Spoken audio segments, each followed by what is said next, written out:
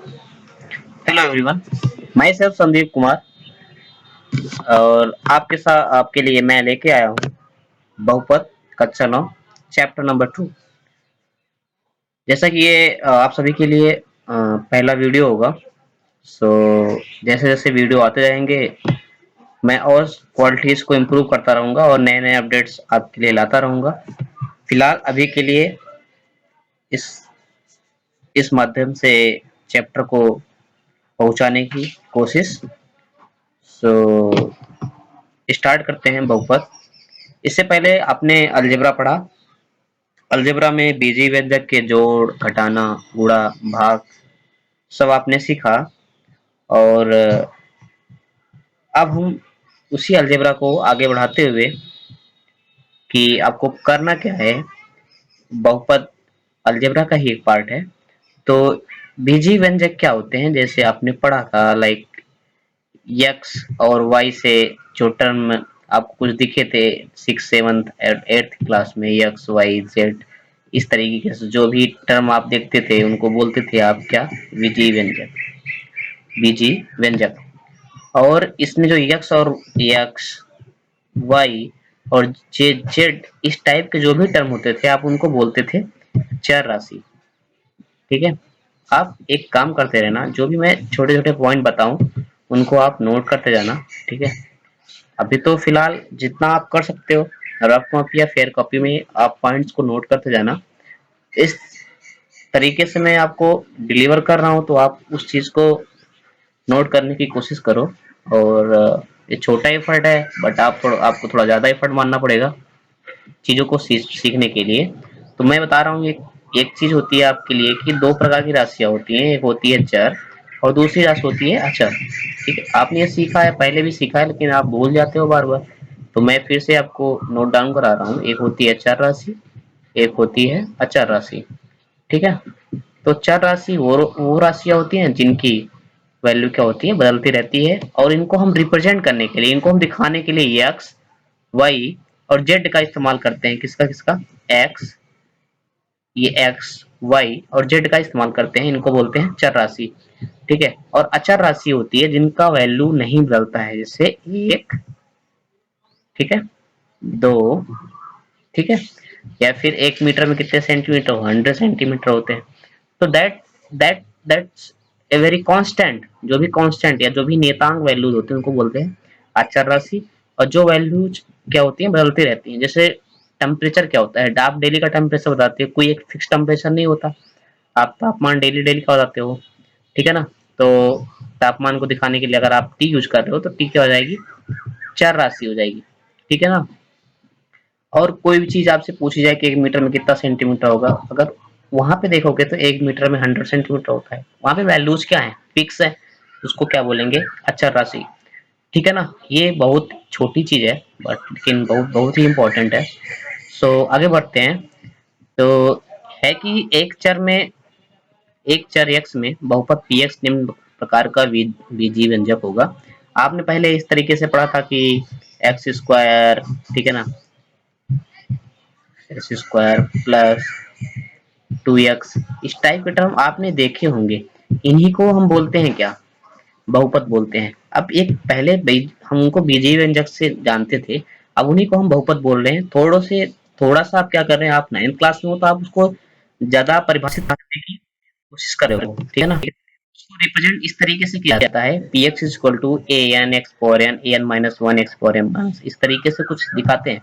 आपको थोड़ा ये अजीब लगेगा कि ये क्या हो रहा है, बट कोशिश करो थोड़ा समझना। कि जैसे यहाँ पे देखोगे कि ये ए एक्स तो चर है, मतलब ये कुछ वैल्यू ऐसी होगी जिसकी वैल्यू बदलती रहती है, तो उसको हमने एक्स से रिप्रेजेंट कर दिया।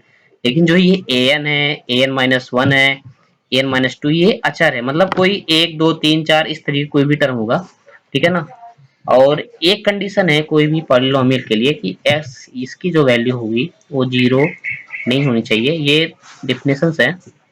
तो आप डिफिनेशन को देखो कि ए टू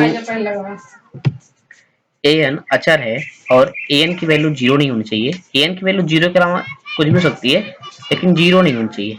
ठीक है। तो इस बात का थोड़ा ध्यान रखिएगा। ये डिफिनेशन है, इसको समझो। जैसे x square plus 2x, x यहाँ पे कितना है, यहाँ पे कितना है, एक्स का स्क्वायर का टर्म कितना है 1, ठीक है। तो एन की वैल्यू कितनी होगी 1, 2x यहाँ पे कितना है 2, तो एन माइनस वन की वैल्यू कितनी होगी 2, ठीक है ना। इसी तरीके से ये सब हैं a2 a1 an, और जो ये टर्म होते हैं a0 a1 a2 an, ये क्या बोलते हैं हमको, s के गुणांक, x के जो भी टर्म है जैसे x power 0 x power n x power 2, इनके गुणांक बोलते हैं। अगर आपको कुछ दिया हुआ है, मान लो x क्यूब प्लस, ठीक है 2x, एक आपको बहुपद दिया हुआ है, ठीक है। तो आपसे बोले कि x क्यूब का गुणांक कितना है, तो आप क्या बोलोगे, यहाँ पे कुछ दिख नहीं रहा आपको, तो आप इससे 1 से मल्टीप्लाई कर सकते हो, ठीक है। तो यहाँ का x क्यूब का गुणांक कितना हो जाएगा 1 हो जाएगा, ठीक। और 2x वाले टर्म में x का गुणांक क्या हो जाएगा 2 हो जाएगा। तो बहुत सिंपल चीज है, आप समझो, ये बहुत बेसिक है कि x क्यूब प्लस 2x वाले टर्म में x क्यूब का गुणांक 1 है, और 2x वाले टर्म में x का गुणांक कितना है 2 है, ठीक है ना। तो इस सीरीज को मिला के ए एन एक्स की पावर एन से लेकर ए नॉट तक के सीरीज को मिला के हम क्या बोलते हैं, इनको बहुपद के टर्म बोलते हैं, पद बोलते हैं, ठीक है ना। एक टर्म, दो टर्म, तीन टर्म, इस तरीके से बहुपद के क्या बोलते हैं, पद बोलते हैं। और जो एन होती है उसको क्या बोलते हैं, बहुपद की घात बोलते हैं, ठीक है ना। एन को क्या बोलते हैं, बहुपद की घात। तो बहुत सिंपल है, कोई भी टर्म एक्स की पावर में होगी, सॉरी, कोई भी टर्म, कोई भी बीजीय व्यंजक किसी भी जोड़ घटाने के रूप में लिखा हुआ आपके सामने, आपको पहचानना होगा कि वो बहुपद है या नहीं है।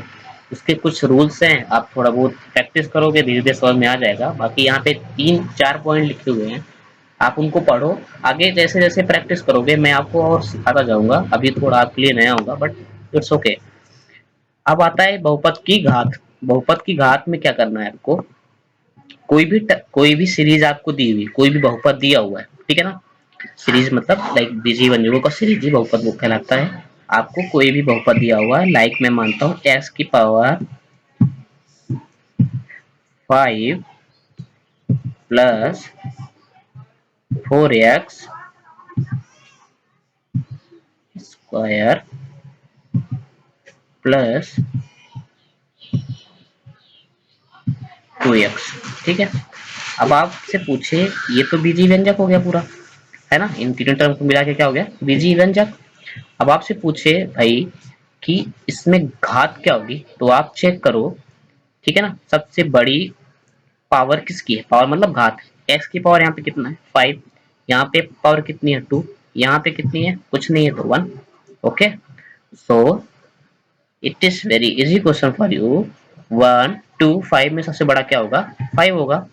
तो इस पूरे बहुपद की घात कितनी हो जाएगी, यहाँ से यहाँ तक बहुपद है पूरा, इसकी घात कितनी हो जाएगी 5, ओके। तो बहुत आसान है।